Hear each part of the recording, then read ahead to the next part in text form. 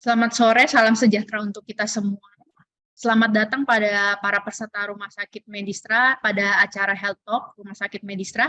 Terima kasih atas kehadirannya di acara Health Talk Webinar Series kali ini. Dan hari ini kita akan mendengarkan topik mengenai bahaya diabetes yang akan dibawakan oleh dokter spesialis Rumah Sakit Medistra, yaitu Dr. Surya Wijaya, spesialis penyakit dalam. Nah, Health Talk kali ini merupakan salah satu rangkaian acara dari Medistra Health dan Wellness Program yang kami selenggarakan agar terus dapat menjangkau dan mengedukasi masyarakat tentang pentingnya kesehatan terutama di masa pandemi ini. Simak terus ya kegiatannya. Baik, sebelum kita mulai, mari kita saksikan dulu tayangan video berikut ini.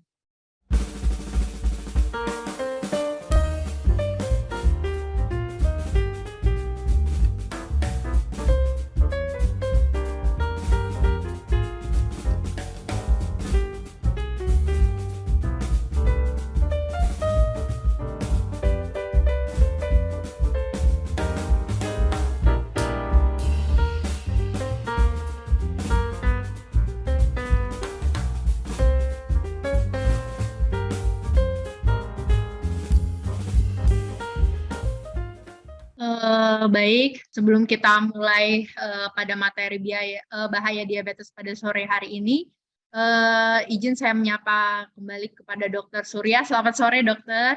Salam sehat, Dok. Selamat sore, salam sehat untuk kita semua. Baik, terima kasih Dokter sudah bergabung pada Health Talk kali ini mengenai bahaya diabetes. Sebelum kita memulai, dimohon kepada para peserta agar mematikan mikrofon selama sesi presentasi oleh dokter dan dipersilahkan menyalakan kamera, dan jangan lupa stay terus ya, karena kami akan berikan atau bagikan voucher free konsultasi kepada dokter pembicara untuk penanya terbaik di akhir acara. Bila yang memiliki pertanyaan saat sesi Health Talk berlangsung, bisa langsung ketik saja di kolom chat. Baik, kepada Dr. Surya Wijaya, spesialis penyakit dalam, kami persilakan waktu presentasinya 20 menit ya, Dok. Terima kasih, Dokter. Oke. Terima kasih untuk Dr. Natasha. Selamat sore untuk kita semua. Saya sore hari ini akan membawakan sedikit tentang diabetes. Mungkin saya nggak akan terlalu banyak bicara terapi ini dan itu, tapi apa yang perlu kita ketahui sebagai seorang yang mengidap diabetes, atau mungkin kalau kita ada keluarga yang punya diabetes. Sebentar, saya izin share screen dulu. Oke, baik. Ya. Jadi judul hari ini saya pilih tentang penata laksanaan diabetes terpadu, karena kami membutuhkan bantuan dari pasien untuk membantu kami membantu pasien. Ya, nah kita harus tahu apa sih diabetes mellitus. Kita sering dengar diabetes, gula. Jadi diabetes mellitus kalau per definisi ini adalah suatu kelompok penyakit metabolik dengan karakteristik hiperglikemia atau peningkatan gula darah di atas normal. Nah, ini bisa terjadi karena kelainan dari sekresi insulin, kerja insulin, atau kedua-duanya. Kita lihat di sini, diabetes mellitus kalau berdasarkan hasil pemeriksaan darah, didefinisikan dengan gula darah puasa di atas 126, gula darah 2 jam setelah toleransi glukosa tes dengan pemberian beban glukosa melebihi 200 mg, dan HbA1c di atas 6,5. HbA1c ini adalah penanda kira-kira rata-rata gula darah kita 3 bulan terakhir seperti apa. Ya. Nah, kalau prediabetes, nah, kita lihat ini di angka sudah kuning. Jadi ini sudah menuju diabetes, yaitu HbA1c di antara 5,7 sampai 6,4, gula darah puasa antara 100 sampai 125, dan gula darah setelah makan 140 sampai 199. Di bawah itu kita bilang normal. Nah, bagaimana sih kondisi diabetes di Indonesia? Di Indonesia ternyata prevalensinya sesuai dengan kejadian di seluruh dunia, yaitu semakin tahun semakin meningkat. Kira-kira diperkirakan tahun 2014 mungkin sekarang sudah lebih banyak, 5,7% dari penduduk Indonesia di atas 15 tahun menderita diabetes.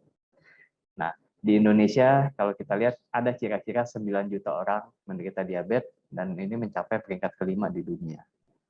Untuk diabetes sendiri tadi kan ini adalah suatu kumpulan penyakit. sindrom yang dikarakteristikkan dengan peningkatan gula darah. Ada berbagai macam tipe. Tipe 1 ini biasanya tipe bawaan. Kenapa? Karena destruksi dari sel pankreas, sehingga terjadi kekurangan insulin absolut. Biasanya karena autoimun atau idiopatik. Tipe 2, nah ini yang paling banyak kita temui, mungkin sampai 90% lebih adalah tipe 2. Diabetes yang terjadi pada kehamilan atau gestasional, dan diabetes tipe lain atau yang berkaitan dengan penyebab lain seperti MODY, gangguan pankreas karena infeksi atau peradangan seperti pankreatitis, atau penggunaan obat-obatan jangka panjang seperti misalnya obat-obat steroid. Mungkin kalau untuk diabetes gestasional dan diabetes tipe lain masih bisa dibantu dengan lifestyle, tapi tipe 1 agak sulit karena dia memang tergantung dengan insulin. Nah, tipe 2 ini yang paling banyak tadi sudah saya bilang mungkin mencapai 90% lebih. Dan ini yang sangat berpengaruh selain dari obat-obatan adalah juga gaya hidup kita. Itu yang akan kita bahas sedikit hari ini. Kalau kita nanya, dok kenapa sih bisa terjadi diabetes? Ini cukup riwet. Ya, kita bisa lihat banyak sekali organ-organ di dalam tubuh yang berperan dari pankreas, usus, lambung, sampai otak dan otot, juga liver. Semakin diteliti semakin bertambah. Dulu hanya 3 organ, lalu jadi 8 organ katanya yang berperan. Sekarang sudah sampai 11 organ yang ditemukan memiliki peranan kepada diabetes. Kalau diceritakan satu-satu mungkin agak panjang. Jadi kita lihat aja intinya bagaimana. Nah, mungkin sebelum saya ceritain intinya gimana, kita lihat bagaimana sih insulin itu bekerja. Kita kalau lihat di sini, insulin fungsinya adalah membuka pintu agar gula yang ada di dalam darah di sini bisa masuk ke dalam sel. Jadi ini pintunya ketutup ya. Saat insulin itu masuk di lubang kunci, pintunya terbuka sehingga gulanya bisa masuk ke dalam sel. Selnya mendapat makanan, gula darah di dalam darah bisa turun. Kenapa? Gulanya masuk ke dalam sel. Jadi apa kira-kira yang terjadi? Tadi, antara insulinnya nggak ada karena produksinya kurang, mungkin kerusakan di pabriknya yaitu di pankreas, atau kuncinya ini macet, resistensi insulin. Insulinnya udah datang tapi nggak bisa nempel, ditolak, resisten. Jadi tidak bisa terbuka. Ya. Sehingga gulanya tidak masuk ke dalam sel. Lalu selnya kelaparan. Karena dia merasa tidak ada makanan, ya dia ngasih sinyal ke badan kita. Lapar nih, selnya lapar, nggak ada makanan. Sehingga hormon rasa kenyang juga ditekan. Karena supaya badan kita makan, supaya kita secara natural diminta untuk makan oleh badan kita, supaya dapat gula. Selain itu juga dia membuat gula sendiri dengan apa? Memecah lemak dan memecah otot. Protein dan lemak dipecah supaya dijadikan gula. Ya, makanya kalau kita lihat kenapa orang-orang diabetes itu makan terus, tapi kok kurus, ototnya habis, ya, karena ini. Lalu juga gula itu dihemat oleh badan. Jadi apa yang keluar di kencing diserap balik, dihisap lagi oleh badan, sehingga berujung pada gula darah di dalam darah yang naik. Kira-kira seperti itu. Ya, kalau kita lihat dari 11 organ tadi. Ya. Nah, dan peningkatan gula di dalam darah itu menimbulkan gejala. Yang pertama, mungkin sering buang air kecil. Kenapa? Karena gula masuk di dalam air kencing dan dia menyerap air sehingga lebih banyak air yang dibuang dari badan. Tadi cepat lapar, cepat haus. Kenapa haus? Ya karena airnya keluar di kencing. Kenapa kita lapar? Karena tadi badan kita minta makan. Berat badannya malah turun tapi meskipun nafsu makannya bertambah. Karena badan sel-sel tidak dapat makanan, jadi sel-sel itu mulai shutdown, mulai mengurangi pekerjaannya, sehingga badan kita suka rasanya lemas, badan kita suka rasanya ngantuk, cepat capek. Ya.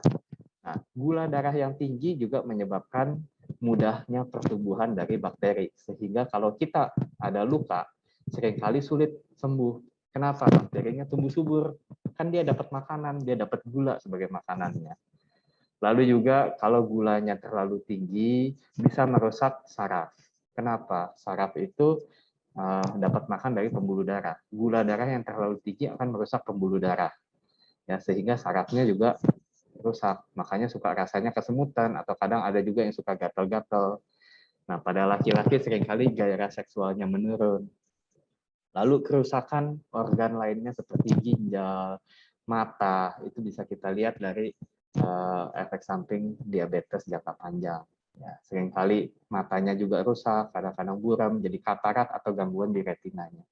Untuk ibu hamil, karena terlalu banyak gula di dalam darah, bayinya dapat makanan terlalu banyak, akhirnya bayinya besar, lebih dari 4 kilo. Ini kira-kira gejala yang kita bisa lihat sebagai orang awam. Ya. Nah, kenapa diabetes itu penting dimengerti, bukan hanya oleh dokternya, tapi juga oleh pasiennya. Karena diabetes, ini mungkin kalau diabetesnya sendiri ditanya gejalanya apa, ya tadi. Tapi seringkali tidak terlalu signifikan, tidak terlalu disadari.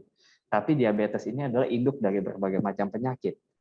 Ya, nanti kita lihat penyakitnya apa aja. Nah, diabetes ini mempengaruhi angka kesehatan, kesakitan, kualitas hidup, dan angka kecacatan serta angka kematian. Diabetes mellitus bisa dicegah, tapi tidak bisa sembuh. Kalau kita terkena diabetes, saat gula darah kita mulai tinggi, dikatakan kira-kira 50% pabrik insulin kita yang ada di sel beta pankreas itu sudah rusak. Nah, jadi kalau gula darah kita udah tinggi, berarti badan kita sudah tidak mampu menghasilkan insulin untuk menahan gula darah yang tinggi di dalam darah. Nah, meskipun diabetes ini tidak bisa sembuh, tapi bisa dikendalikan. Dikendalikan apakah dengan obat ataukah dengan gaya hidup, ya kita harus pilih. Nah, kita lihat tadi akibat diabetes. Banyak ternyata.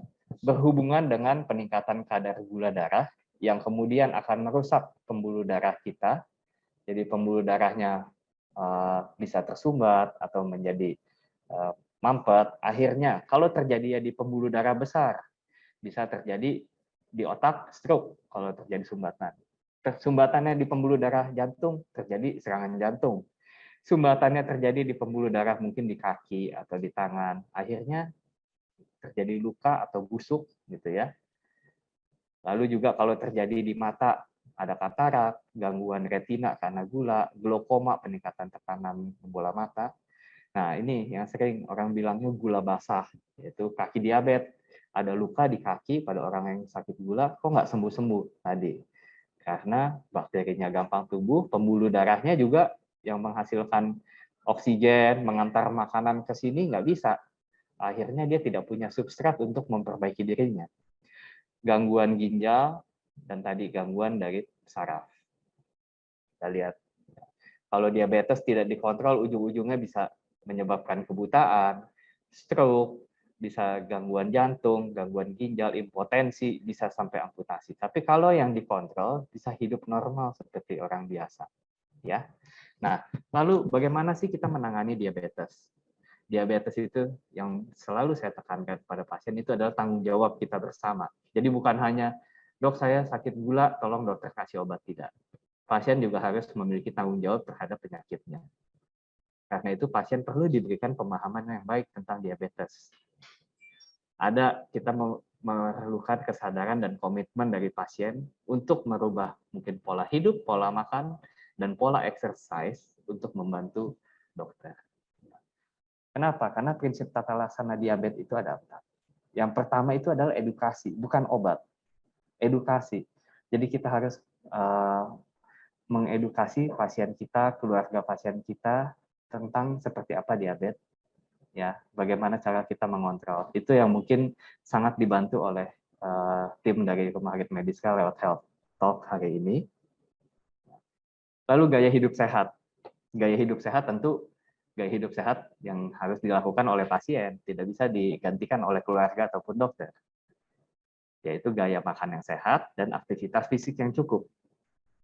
Lalu terakhir obat-obatan. Jadi kalau kita lihat di sini, obat-obatan itu nomor 4. Ya. Jadi kita butuh edukasi, nutrisi dan exercise, pemberian obat, baru terakhir adalah dimonitor. Ya. Ini adalah pilar dari penata laksanaan diabetes yang komprehensif. Kita lihat diet, exercise, baru obat. Ya. Nah, dietnya bagaimana? Kita lihat kalau di sini. Dietnya tentu kita kurangi makanan-makanan yang tinggi sekali kalorinya, kita kurangi makanan-makanan yang tinggi kadar gula sederhana, atau yang punya kadar glycemic index yang tinggi, yang bisa menaikkan gula darah dengan cepat. Jadi kita kalau bisa kita lihat di sini lebih baik makan sayur, buah, ya mungkin karbohidratnya bisa didapatkan dari sereal, ya nasi dan yang lainnya. Nah, untuk lemak sendiri jangan banyak-banyak. Kalau kita lihat di sini bagaimana eating habit yang baik, kita makan makanan yang berbagai macam, dikunyah yang cukup, dan pelan-pelan supaya sensor kenyang itu sudah sampai di otak. Ya, kalau kita makan cepat-cepat, otaknya belum sempat bilang kenyang, udah terlalu banyak yang masuk, kalori yang masuk udah terlalu banyak. Ya, dan lihat kita penting untuk sarapan. Ya, sarapan. Kenapa? Supaya badan kita nggak kelaparan siangnya, nanti makannya kebanyakan. Lalu lebih baik kita makan sedikit-sedikit tapi sering dibandingkan makan sekaligus banyak. Hati-hati makanan-makanan seperti soft drink, cake, coklat, ya, buah-buahan yang terlalu tinggi gula boleh dimakan, anggur, nanas, mangga boleh, tapi jumlahnya terbatas. Ya, lalu kurangi garam, ya, sama lemak jangan terlalu banyak. Kenapa? Gula ketemu darah tinggi, ketemu kolesterol, ya anaknya banyak nanti penyakit-penyakit lainnya. Ya. Nah ini contoh-contoh makanan-makanan yang mungkin baik untuk orang-orang diabetes. Ya, kalau mau lebih baik yang fresh dibandingkan yang makanan-makanan olahan. Ya. Nah, ini tadi tentang glycemic index. Kita pilih makanan-makanan sebisa mungkin yang indeks glikemiknya tidak tinggi. Jadi makanan yang kita makan, tapi dia naikin gulanya pelan-pelan.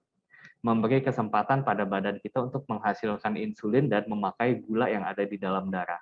Kalau gulanya naik terlalu cepat, insulinnya belum keluar, belum sempat dipakai oleh badan, gula di dalam darahnya sudah terlalu tinggi. Tapi kalau kita makan yang menaikkan gulanya pelan-pelan kan bisa sambil dibakar setelah itu gulanya, ya. Nah, kita lihat ini tipikal orang diabetes, terutama diabetes tipe 2. Sedentary lifestyle, tidak banyak aktivitas, lebih banyak duduk, makan, ya kira-kira usianya mungkin udah parubaya. Tapi saat ini cukup banyak juga kami temukan pasien-pasien usia muda sudah memiliki kecenderungan gula darah yang tinggi. Tekanan darahnya seringkali tinggi, lihat di sini ya. Kenapa? Gula sama tekanan darah itu seringkali berbarengan. Satu menyebabkan yang lain, dan seperti lingkaran setan anaknya banyak. Ya. Infeksi berulang sehingga butuh antibiotik. Ya, kita lihat kakinya seringkali luka, ya. Sering kencing, sering minum. Ya. Kita bisa lawan dengan tadi selain makanan, olahraga. Jangan gaya hidup yang sedentary lagi. Olahraganya seperti apa? Mungkin kita usahakan olahraganya lebih rutin. 3-5 kali seminggu, kalau saya biasa minta kira-kira mungkin 1 minggu 150 menit lah. Kalau kita bagi 5 hari aja, 1 hari itu 30 menit. Ya, intensitasnya intensitas ringan sampai moderat. Tidak usah sampai yang ekstrim, yang mau lomba, tidak. Kita minta aktivitas fisiknya itu tidak diforsir, tidak kompetitif, tapi kita minta untuk continuous. Ya. Nah, jadi bagaimana kalau exercise itu membantu untuk menurunkan, mengontrol gula darah. Gula darah yang ada di badan dibakar, jadi gulanya turun. Ya. Lalu juga dia meningkatkan kapasitas dari otot-otot kita untuk memakai insulin. Jadi membantu insulin membuka kunci yang tadi, membuka kunci pintu untuk gula masuk ke dalam sel. Sehingga menurunkan kebutuhan insulin. Membantu kita mengontrol diabetes dengan lebih baik dan mengurangi resiko untuk penyakit-penyakit kardiovaskular. Olahraganya bisa kardio, aerobik, ya, lari, jalan, berenang, sepeda, bisa flexibility atau balance seperti senam, yoga, tai chi silakan, atau bisa juga yang untuk meningkatkan massa otot seperti angkat beban, ya resistance training. Nah, kita lihat kalau dari perkumpulan endokrinologi di Indonesia, PERKENI, pun dari luar negeri juga kurang lebih sama. Jadi saran untuk pengendalian gula darah pada pasien dengan diabetes, nomor satunya itu yang lihat di atas di sini adalah semuanya membutuhkan modifikasi gaya hidup. Setelah itu, bila dengan modifikasi gaya hidup sehat masih belum tercapai HbA1c, ya gula darahnya belum tercapai dengan baik, baru ditambahkan obat. Apakah ditambahkan 1 obat, ditambahkan kombinasi 2 obat, 3 obat, atau mungkin perlu insulin, ya itu tergantung dengan kondisi pasien masing-masing. Nah, tadi gula darah pada pasien dengan diabetes ini kan tinggi. Diabetes tidak bisa sembuh, tapi bisa dikontrol. Mengontrolnya dengan apa? Mungkin kita bisa kontrol dengan gaya hidup saja. Mungkin kita bisa kontrol dengan gaya hidup tambah 1 obat, gaya hidup tambah 2 obat. Tapi kalau kita hanya mengandalkan obat, nanti ujung-ujungnya lebih cepat kita jatuh ke dalam insulin. Mungkin dengan gaya hidup kita masih butuh obat, tapi yang tadinya butuh 3 obat bisa jadi 1 obat, atau yang butuh 2 obat bisa jadi cuma butuh 1 obat. Yang tadinya pakai 1 obat sehari minum 3 kali mungkin jadi minum sehari sekali, atau bisa tanpa obat tapi dengan dikontrol dengan gaya hidup. Jadi bukannya gulanya sembuh, tapi gulanya terkontrol. Untuk terapi obat sendiri ada beberapa hoax yang mungkin harus kita bahas, yaitu yang pertama, obat-obat gula itu tidak membuat ketagihan atau ketergantungan. Tapi saat kita membutuhkan obat gula, berarti memang badan kita sudah tidak bisa menurunkan gula darah dengan posisi saat itu. Ditambahkan obat, tapi mungkin kalau kita bantu dengan olahraga, jaga makan, turunkan berat badan, obat itu mungkin bisa diturunkan dosisnya atau bisa dilepas. Jadi tidak ketergantungan karena pemberian obat di awal, tapi justru badan kita yang membutuhkan. Ya. Obat diabetes ini harus diminum rutin supaya gula darahnya terkontrol. Jadi jangan suka naik turunin obat sendiri. Jadi makannya lagi banyak, minum obatnya dosisnya dinaikin. Tiba-tiba nanti gula darahnya rendah, masuk ke IGD karena pingsan. Atau karena merasa gula darahnya udah terkontrol, obatnya di stop sendiri. Tiba-tiba gula darahnya naik tinggi. Ya, jadi sebisa mungkin ada konsultasi dengan dokter, ya dokter-dokter Anda terkait bagaimana pemberian obat ini, naik turun dosisnya sebaiknya diawasi oleh dokter. Ya. Nah, untuk insulin biasanya diberikan untuk diabetes yang tidak bisa dikontrol dengan modifikasi gaya hidup dan diet, atau kondisi yang membutuhkan kontrol gula darah yang ketat dalam waktu singkat. Contohnya pasien yang mau operasi, ya itu kan kita harus kontrol gula darahnya langsung karena dia mau operasi. Kita tidak bisa tunggu hasil dari obat minum, ya, jadi kita bantu dengan insulin. Atau untuk pasien-pasien sakit berat di mana membutuhkan kontrol gula darah untuk mengurangi resiko infeksi, membantu mempercepat penyembuhannya. Ya. Dan insulin ini sekali lagi tidak membuat ketergantungan. Jadi ada banyak yang bilang, dok, saya tidak mau pakai insulin, sekali pakai saya harus pakai terus. Ya, itu satu miskonsepsi yang kita juga tidak tahu siapa pencetus pertama hal itu. Ya, jadi ini cukup banyak hoax juga terkait dengan obat-obatan diabetes. Nah, monitor pada pasien-pasien dengan diabetes, kita monitor ada atau tidak gejala komorbid atau gejala yang disebabkan oleh efek dari diabetes seperti tadi stroke, sakit jantung, dan yang lainnya. Dan kita evaluasi kontrol gula darahnya. Kalau pasiennya bisa cek gula darah sendiri di rumah, lebih baik lagi. Berapa sering harus dicek? Ya mungkin itu akan dipersonalisasi oleh dokternya. Jadi tailor-made. Ada yang harus cek tiap hari, ada yang sehari cek 3 kali, ada yang cek setiap pagi aja. Ya itu tergantung kondisi pasiennya dan penilaian dari dokternya. Gula darahnya, kita bisa lihat rata-rata gula darah, ya, dengan HbA1c misalnya, atau gula darah puasa dan setelah makan tadi. Mau periksa di lab atau periksa sendiri di rumah, kalau saya lebih prefer pasien-pasien dengan diabetes kalau bisa punya alat cek gula di rumah. Setidaknya kalau ada emergensi seperti gula darahnya terlalu rendah atau tinggi, kita tidak telat untuk diagnosisnya. Ya. Nah, HbA1c itu untuk melihat monitor rata-rata gula darah dalam 3 bulan terakhir. Ya, kita jaga juga kolesterolnya jangan tinggi, trigliseridnya jangan tinggi supaya mencegah penyakit kardiovaskular dan tekanan darahnya juga kita jaga. Ya. Oke, mungkin itu yang saya sampaikan hari ini terkait dengan diabetes. Untuk kurang lebihnya, mohon maaf kalau ada perkataan yang tidak mengenakan. Saya kembalikan kepada moderator, Dr. Natasha. Terima kasih. Baik, terima kasih banyak Dr. Surya Wijaya, spesialis penyakit dalam, atas penyampaian materi yang cukup lengkap dan sangat komprehensif. Izin dok, saya simpulkan sedikit mengenai materi tadi tentang bahaya diabetes. Jadi diabetes itu ada beberapa tipe, yang paling umum itu diabetes mellitus tipe 2, di mana insulin berperan penting, yaitu insulin memegang peranan penting memasukkan gula darah ke dalam intrasel. Lalu gejalanya juga cukup klasik ya dok, mudah lapar, mudah haus, tapi terjadi penurunan berat badan. Kemudian bila ada luka, lukanya bisa sukar sembuh, bisa terjadi gatal, ataupun terjadi komplikasi seperti gangguan penglihatan ataupun gangguan ginjal. Dan yang terpenting, diabetes bisa dicegah, tapi tidak bisa sembuh, namun kita bisa kendalikan. Baik, terima kasih Dr. Surya Wijaya, spesialis penyakit dalam. Kita lanjutkan untuk sesi berikutnya, yaitu kita masuk ke sesi tanya jawab.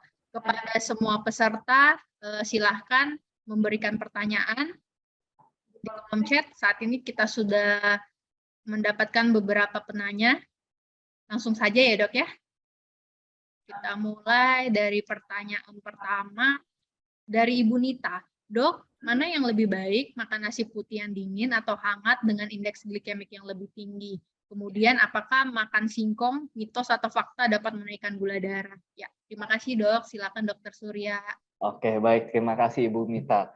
Kalau ditanya makan nasi dingin dan panas, mana yang lebih tinggi indeks glikemiknya, mungkin saya agak sulit juga, karena jujur saya tidak tahu. Ya, tapi yang saya tahu nasi itu kalau kita lihat tadi, dia memiliki indeks glikemik yang cukup tinggi.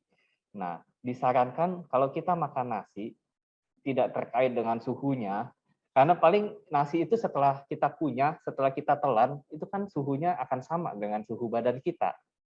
Ya, akan sama dengan suhu di sekitarnya, di lambung kita yang kira-kira sekitar 37-38 derajat. Jadi yang masuknya dingin di badan sebetulnya akan jadi suhu tubuh. Nah, kalau untuk makan nasi sendiri, saya sarankan kita makannya pelan-pelan dan dikunyah dengan baik. Ya, karena itu akan membantu untuk mencerna gula yang ada dan akan memberikan waktu untuk badan kita mengirimkan sensor kenyang. Jadi waktu kita makan, tubuh kita itu akan mengeluarkan hormon rasa kenyang. Saat kita sudah beberapa menit makan, dia baru mulai bekerja. Kalau kita makannya cuma 10 menit, udah habis satu piring besar, hormon itu belum bisa bekerja dengan maksimal. Jadi kita tidak merasa kenyang, makanannya udah habis. Tapi coba lihat kalau kita makannya pelan-pelan, ya. Nah, kita baru makan setengah aja, kok kayaknya udah kenyang juga nih. Jadi makannya pelan-pelan. Tapi kalau ditanya nasi putih bagus yang dingin atau yang panas, sebetulnya mungkin sama saja. Saya jujur belum pernah baca penelitiannya, jadi saya nggak bisa bilang mana yang lebih tinggi. Tapi kalau saya pikir sih, ya tadi kurang lebih akan sama suhunya di dalam badan kita. Ya. Lalu kalau makan singkong bisa menaikkan gula darah, bisa. Kenapa? Singkong itu kan isinya karbohidrat. Karbohidrat itu kan adalah gula. Ya. Cuma seberapa cepat singkong menaikkan kadar gula darah, mungkin kita lihat juga singkongnya jenis apa. Ya. Mungkin kalau kita makan singkong kampung gitu dibandingin makan singkong manis, ya pasti singkong manis lebih meningkatkan gula darahnya. Ya, kadang-kadang cara penyediaannya juga atau mungkin kondimennya, tambahan-tambahannya, singkongnya dikasih singkong Thailand tuh dikasih gula, dikasih santan, ya itu akan lebih tinggi lagi indeks glikemiknya. Ya, mungkin itu sih. Ya. Baik dokter, sudah cukup jelas. Diingatkan lagi kepada para peserta untuk silakan bertanya, nanti di akhir acara kita akan umumkan satu penanya terbaik dan akan mendapatkan voucher dari Rumah Sakit Medistra. Baik, kita lanjutkan ke pertanyaan berikutnya ya dok, dari Rulan. Dok, apakah 10 gejala diabetes yang disebutkan tadi bisa muncul bersamaan atau bagaimana, Dok? Dan apakah gejala yang sudah harus diwaspadai? Terima kasih, Dok. Oke, jadi 10 gejala yang tadi ya, sering lapar, sering haus, sering kencing, impoten, gampang luka, lukanya sulit sembuh, ya, berat badan bayi besar, tidak semuanya terjadi dalam satu pasien. Bisa aja pasien yang ini keluhannya sering lapar, sering haus, dan sering kencing. Itu adalah 3 keluhan yang paling sering terjadi sehingga dikatakan keluhan klasik untuk diabetes. Dia sering lapar, sering haus, sering kencing. Ditambah lagi penurunan berat badan yang tidak diinginkan, ya, bukan karena dia diet, bukan karena dia olahraga, tapi berat badannya turun. Ya. Atau ada juga yang ibu hamil tiba-tiba lahir anaknya besar, dia tidak pernah ada riwayat diabetes atau tidak pernah ada riwayat keluhan, bisa. Orang yang datang dengan impotensi tiba-tiba dicek ternyata gula darahnya tinggi, bisa. Jadi tidak semua gejala ini dirasakan, tidak semua gejala ini akan terjadi pada satu pasien, dan lebih sering pasien itu tidak sadar bahwa gejala ini ada. Karena itu diabetes itu seringkali ya waktu kita tahu udah cukup berat. Waktu gejala itu muncul diabetesnya udah cukup berat. Diabetes di saat-saat awal biasanya tidak menimbulkan gejala. Gitu. Ya. Jadi mungkin salah satu pentingnya medical check up rutin, ya, atau monitoring, terutama kalau kita punya faktor resiko, misalnya kita punya keluarga dengan diabetes, atau kita obesitas, kita malas olahraga, ya, kita harus lebih aware sama kondisi-kondisi itu. Ya. Ya. Baik, dokter. Jadi pentingnya monitoring ya, dok ya. Lanjut ke penanya berikut, ini mungkin saya gabungkan pertanyaannya mengenai diet, dok. Jadi yang pertama itu dari Kia, menanyakan, dok, apakah nasi shirataki bisa membantu mencegah diabetes? Dan yang berikutnya dari Ibu Nita kembali, apakah orang diabetes tidak boleh makan pisang? Itu fakta atau mitos, dokter? Dan apakah makan bubur juga tidak diperbolehkan? Ya, saya gabung ya, dok. Izin. Terima kasih, dok. Baik. Kalau nasi shirataki itu kan kalau tidak salah dari serat aja ya, yang katanya kalorinya 0. Kalorinya 0 karena seratnya itu tidak bisa dicerna oleh badan kita. Jadi dia masuk membantu kita merasa kenyang, tapi setelah itu dia keluar lagi. Ya, mungkin nasi shirataki ini tidak meningkatkan gula darah. Tapi apakah dia mencegah? Sebetulnya tidak. Kalau kita makan shirataki tapi habis itu setelah makan kita makan es krim, kita makan es buah, ya pastinya tidak mencegah diabetes gitu. Dia hanya merupakan makanannya yang tidak mengandung gula. Itu yang mungkin saya bisa komen tentang shirataki. Lalu kalau diabetes tidak boleh makan pisang, tidak boleh makan bubur. Sebetulnya sih boleh-boleh aja. Asal kita tahu diri, makan pisangnya satu, jangan satu sisir. Makan pisang goreng ya cukup 2-3 potong, jangan satu piring. Ya. Kenapa? Ya itu kan isinya gula. Buah-buahan pun isinya gula. Yang mungkin saya sarankan kita tidak minum jus itu. Kenapa? Coba kita bayangkan kita minum jus jeruk. 1 gelas jus jeruk aja itu udah 5-6 jeruknya. Atau jus apel, 1 gelas jus apel 3 atau 4 apelnya. Kalau kita makan, nggak akan bisa kita makan 5 jeruk kenyang, kita makan 3 apel kenyang. Jadi minum jus itu akan membuat badan kita, akan membuat kita terlalu, seperti makan terlalu cepat. Ya, kita masukin kalori yang ternyata berlebihan jumlah gulanya. Ya. Jadi bukan yang nggak boleh juga sih, boleh. Kalau cuma sesekali dan sedikit-sedikit tanpa gula tambahan, ya boleh-boleh aja. Cuma mungkin saya lebih saranin kita makan buahnya bulat-bulat. Lebih makan pisangnya bulat-bulat dibandingkan pisangnya dibuat untuk shake, dibuat untuk protein shake atau milk shake pakai pisang. Ya lebih baik kita makan pisangnya aja. Dan jumlahnya yang terbatas. Yang kita tahulah menjaga jumlah. Ya. Lalu bubur sebetulnya boleh-boleh aja. Cuma mungkin seperti halnya dengan tadi jus, kita makan bubur mungkin kenyangnya lebih lama. Jadi udah terlalu banyak yang masuk, ya gulanya udah banyak yang masuk, tapi kita belum kenyang. Jadi membuat kita lebih banyak memasukkan gula. Ya, tapi kembali lagi, kenapa kita makan bubur? Apa karena kita lagi pengen aja ya sekali-sekali makan, ya boleh.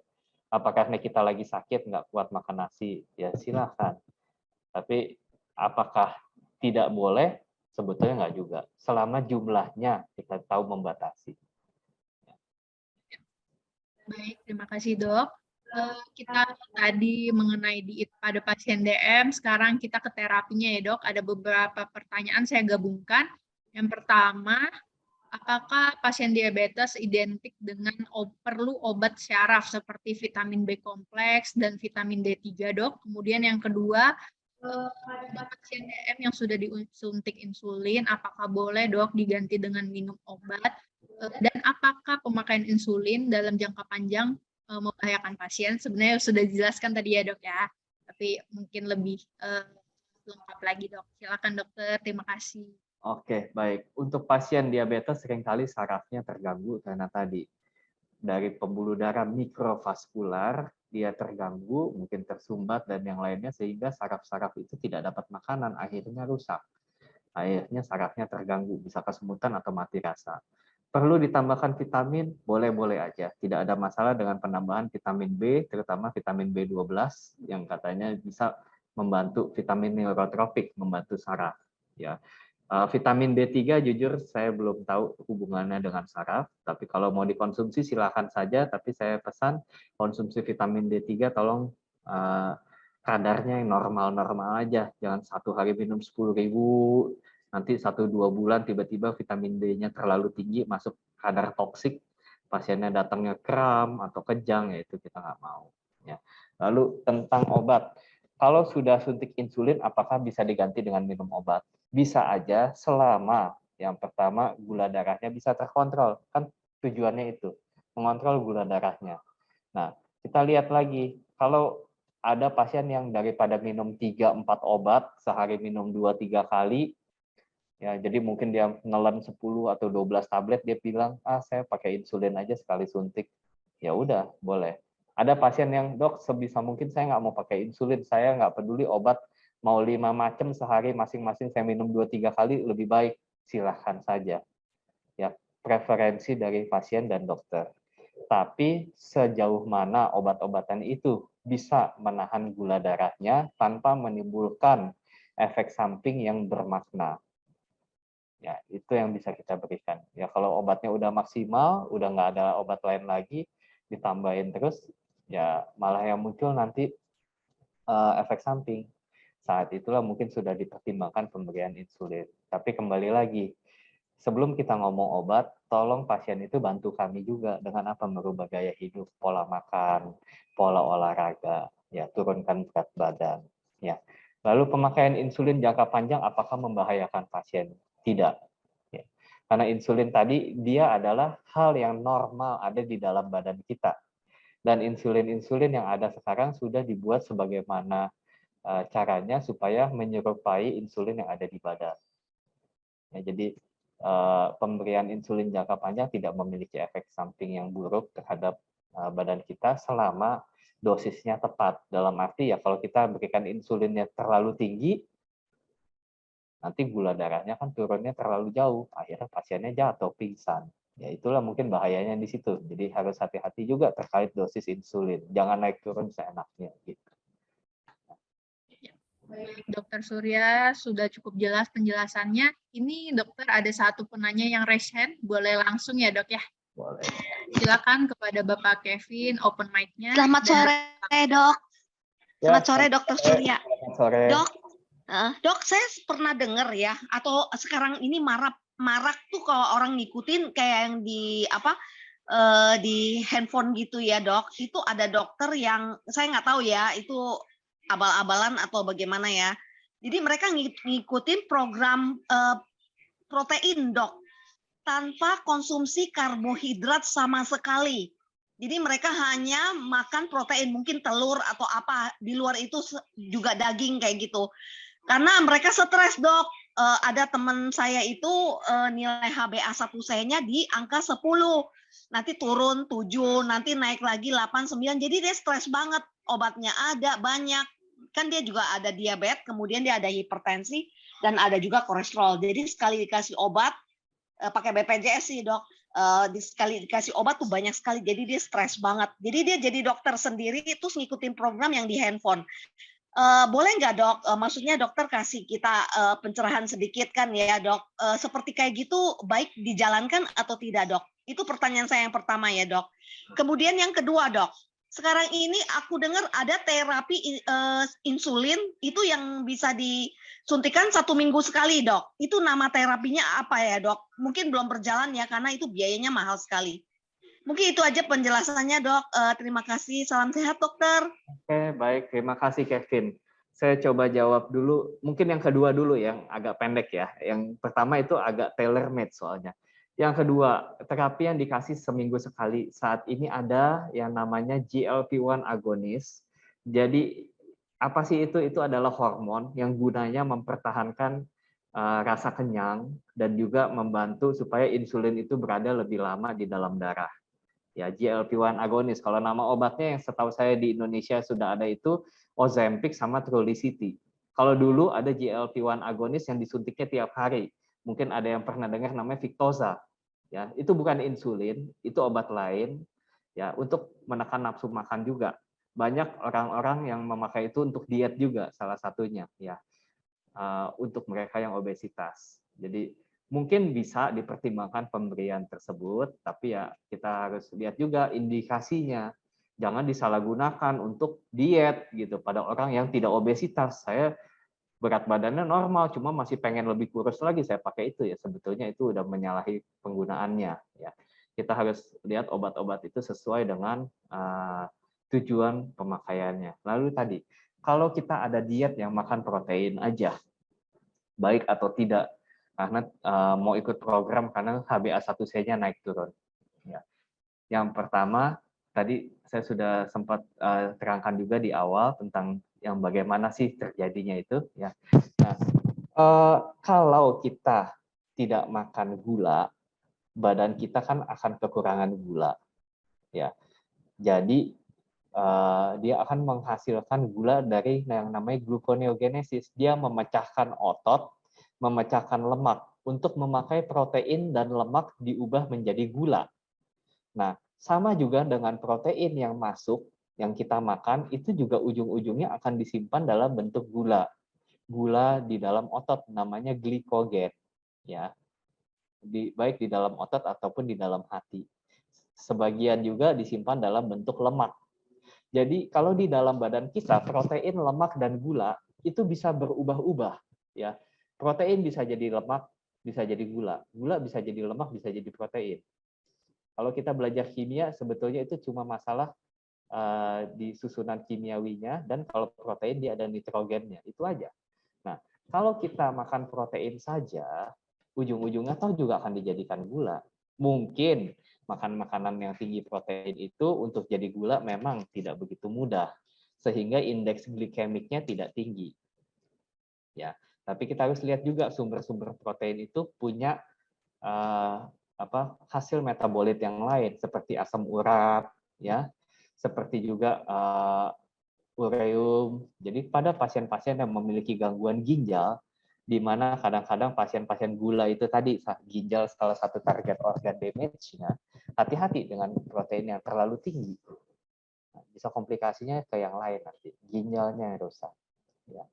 Kalau kita tanya terkait diet, sampai saat ini diet yang untuk pasien-pasien dengan diabetes itu belum ada yang menganjurkan untuk misalnya intermittent fasting atau menganjurkan diet keto atau diet protein, tiger diet dan yang segala macam belum ada. Ya. Kami mungkin menganjurkan komposisi dari karbohidrat mungkin sekitar 50-60% total kalori.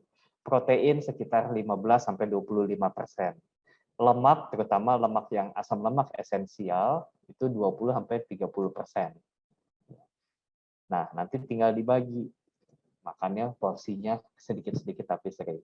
Tapi jujur, kalau mau 80% protein, 20% lemak, sampai saat ini belum ada penelitiannya, yang saya juga belum bisa komen. Nah, kalau kita ngomong lagi HbA1c-nya naik turun, hari ini 8, 7, besok 11. Ya mungkin kita harus lihat dulu. Kita minta pasiennya untuk introspeksi, minum obatnya teratur atau tidak. Tadinya mungkin rajin olahraga, sekarang nggak olahraga. Makannya teratur, makannya dijaga atau tidak. Ya. Mungkin itu sih. Sebelum kita putus asa mengontrol gula darah dan mengandalkan obat yang berbagai macam, karena tadi yang saya bilang, obat itu yang terakhir. Kita butuh bantuan dari pasien.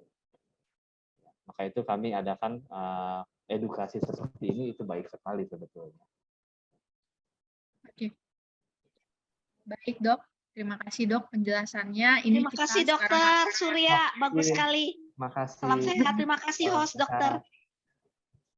Ya, terima kasih, Bu. Kita lanjut sekarang ke kasus ya, Dok ya. Tadi udah ke diet, kemudian ke terapi, sekarang kasus per kasus ya, Dok ya. Ini ada pertanyaan, dokter. Saya mau tanya, saya sakit tiroid tapi tidak dikatakan di sini, Dok, hiper ataupun hiponya, dan diberikan minum obat Glucovac 750 mg. Katanya harus minum karena takut naik. Terakhir gula darahnya 105, kadang 110. Kemarin saya ke dokter lain disuruh saya lepas obat tersebut. Karena kalau di bawah 130 katanya jangan diminum. Bagaimana menurut dokter kalau tidak minum obat Glucovac tadi, apakah bisa naik kembali gulanya? Terima kasih, Dok. Silakan Dokter Surya. Oke, baik. Ini sebetulnya saya juga agak bingung ya. Sakitnya ini Bapak atau Ibu Utara dengan sakitnya tiroid. Tiroid itu kan hormon gondok ya. Tapi diberikan obatnya Glucovac. Jadi mungkin agak ada sedikit data yang miss di sini. Alasan kenapa Bapak atau Ibu diberikan Glucovac. Ya, apakah gula darah yang 105 atau 110 itu gula darah puasa atau gula darah sewaktu? Ya, karena kalau gula darah puasa memang sudah melebihi dari kadar yang diinginkan, tapi masih belum mencapai kadar diabetes. Tadi kalau untuk masuk diagnosis diabetes, gula darah puasanya di atas 126. Dan jangan lupa itu harus disertai dengan gejala. Ya, bukan satu kali cek di atas 126 kita langsung, oh ini diabetes nih. Jadi mungkin kita cek 2-3 kali ditambah dengan monitoring gejala atau dikonfirmasi dengan HbA1c juga. Nah, untuk Glucovac sendiri, ya kita harus tanya lagi kembali ke dokter yang awal, indikasi pemberiannya apa? Apakah mungkin pasiennya ini agak gemuk misalnya, atau misalnya pasiennya ini diberikan steroid untuk gangguan tiroidnya, ya saya juga nggak bisa terlalu banyak komen. Tapi kalau bisa ditanyakan kembali, dok, kenapa saya sakitnya tiroid tapi dikasih obat gula? Ya, mungkin dokter tersebut punya pertimbangan yang lain yang saya pun tidak bisa komentar. Cuma ya memang ini dua sakit yang tidak berhubungan gitu. Satu tiroid, satu obatnya obat gula. Jadi agak nggak nyambung. Ya, tapi kembali lagi saya tidak bisa mengkoreksi terapi orang lain tanpa tahu kondisi pasien ataupun alasannya beliau. Maaf, jadi agak ngegantung sedikit nih ngejawabnya. Ya. Terima kasih, Dok. Mungkin lebih jelasnya mungkin bisa dikonsultasikan lebih lanjut ya, Dok ya. Takut salah menyimpulkan juga. Kemudian yang kedua, Dok, dari kasus istri saya ini prediabetes dengan gula darah puasa 110. Kemudian anak saya menyarankan agar gulanya diganti dengan fruktosa, tetapi saya khawatir fruktosa malah meningkatkan gula darah. Bagaimana menurut dokter? Jadi gula darah biasa dengan fruktosa itu bagaimana ya, Dok ya? Silakan, dokter. Ya, jadi kalau fruktosa sendiri itu salah satu bentuk dari gula ya. Gula itu kan ada fruktosa, glukosa, ada galaktosa juga. Ya. Semuanya sih akan meningkatkan gula darah di dalam badan. Kenapa? Itu kan glukosa, fruktosa, laktosa itu cuma beda bumbu kimiawinya. Semuanya pada ujungnya galaktosa dan fruktosa ini akan diubah menjadi glukosa sebelum masuk ke dalam siklus yang namanya siklus Krebs, yaitu siklus untuk menghasilkan energi di badan. Namanya siklus Krebs. Semuanya akan diubah jadi glukosa dulu. Ya, jadi saya rasa sama aja fruktosa dan glukosa itu nggak ada terlalu banyak perbedaan yang bermakna.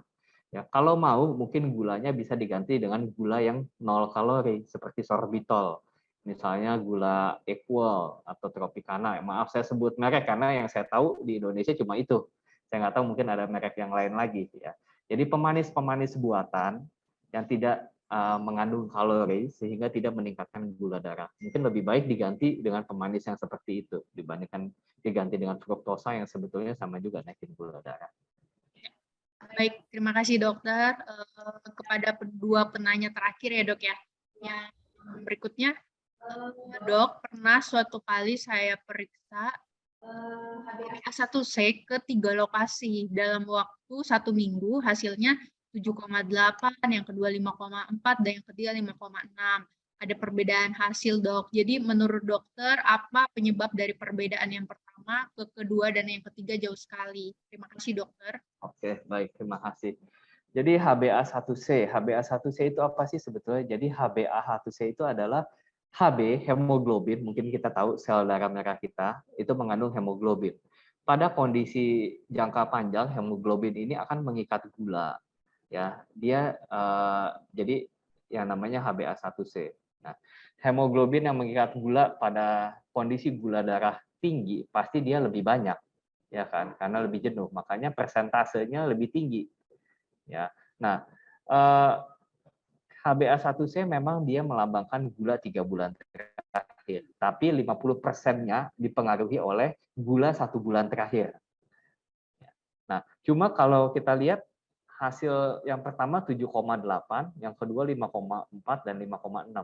Yang pertama ini saya nggak tahu apakah setelah 7,8 ini Ibu Lani ada diberikan obat diabetes atau tidak. Atau mungkin jadi olahraganya ekstrim atau dietnya langsung diet ketat. Kalau ada seperti itu, ya mungkin aja bisa turun, tapi memang agak, saya kaget juga kalau turunnya sampai 2,4 dalam waktu 1 minggu. Itu luar biasa. Ya, kalau yang 5,4 dan 5,6 ya memang namanya pemeriksaan laboratorium kan tidak ada yang 100%. Jadi ada margin of error-nya, plus minus mungkin 5 atau 10%. Jadi kalau plus minus 2%-nya kan, plus minus 5%-nya dari 5 itu kan 2,5. Jadi masih 5,4 sama 5,6 itu masih nyambung. Cuma yang 7,8 ini agak ekstrim memang. Yang mungkin harus dilihat lagi sebelumnya Ibu Lani ada riwayat diabetes atau tidak, ada perubahan terapi, atau mungkin kita harus lihat penyebab yang lain, transfusi darah misalnya, ya kan? Transfusi darah itu akan merubah HbA1c dengan signifikan. Ya, kalau tidak mungkin saja ada error laboratorium, ya tidak bisa dipungkiri. Gitu. Oke, baik. Terima kasih, Dok. Ke pertanyaan terakhir ya, Dok, ya. Ini cukup banyak banget sebenarnya pertanyaan-pertanyaan lain, tapi sepertinya dari penjelasan dokter sudah tersampaikan jawabannya. Jadi kita sampai ke pertanyaan terakhir tentang edukasi, Dok. Edukasi pada pasien dan keluarga. Apakah dokter ada ide untuk memberikan edukasi pada siswa sekolah SMA untuk mengurangi jumlah penderita diabetes, Dok? Karena mengingat tadi tata laksana diabetes yang pertama edukasi ya, Dok, ya, dan cukup penting.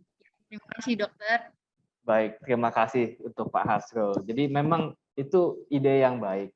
Edukasi dilakukan sejak dini. Tapi kadang-kadang kita mungkin lihat anak-anak sekolah SMA diberikan edukasi tentang diabetes, mungkin target dari edukasinya belum begitu efisien. Kenapa? Ya mereka yang pertama anak-anak itu kan mungkin ya fokusnya belum seperti kita, mereka belum mikirin ke depannya kesehatan seperti apa, masih pengennya main, masih pengennya belajar hal-hal yang lain gitu, edukasi tentang hal-hal yang lain. Sedangkan kecuali anak-anak tersebut ada yang keluarganya ayah ibunya diabetesnya kurang terkontrol atau ada pernah kehilangan keluarga karena diabetes, mungkin itu yang membuat 1 atau 2 orang akan memiliki atensi yang lebih. Tapi untuk semua anak SMA diberikan edukasi tentang diabetes, sebetulnya tidak ada salahnya untuk diberikan. Tapi mungkin apakah efisien atau tidak, pasti saya rasa tidak seefisien kami berikan edukasi diabetes terhadap pasien-pasien yang memang diabetes. Tidak seefisien diberikan edukasi diabetes terhadap pasien-pasien sakit jantung, pasien-pasien usia tua atau geriatri kakek dan nenek. Ya itu mereka kan pasti lebih, oh ini lebih saya gitu, lebih gua banget gitu, lebih kena sama saya. Sedangkan kalau SMA, saya rasa mungkin edukasinya akan lebih kena kalau misalnya kita edukasi tentang kesehatan reproduksi, kesehatan penyakit menular seksual, mungkin itu lebih nyambung sama anak-anak SMA. Tapi sekali lagi itu ide yang tidak bisa saya bilang tidak baik ya. Untuk Pak Hasrul terima kasih untuk masukannya. Ya mungkin ini adalah peranan nanti para dokter, terutama di mereka yang punya apa ya, kalau kita bilang di pemangku kekuasaan gitu ya, dari kementerian atau dari puskesmas, program pemerintah untuk mengadakan penyuluhan dan edukasi berbagai macam, salah satunya tentang diabetes. Terima kasih, itu salah satu hal yang baik sebetulnya. Terima kasih Pak Hasim. Oke, baik dokter. Terima kasih dok. Jadi berakhirlah tanya jawab pada materi hari ini tentang bahaya diabetes. Sebelum saya mengumumkan penanya terbaik dari tadi yang sudah bertanya, kita terlebih dahulu saja ya semuanya untuk penanya terbaik hari ini, dan nantinya satu penanya yang terbaik tersebut akan mendapatkan voucher free konsultasi gratis dengan dokter spesialis kami. Jadi sebenarnya semuanya pertanyaan bagus-bagus ya dokter ya, tapi kita ini satu pertanyaan penanya terbaik. Jadi kepada Ibu Lani Wijaya.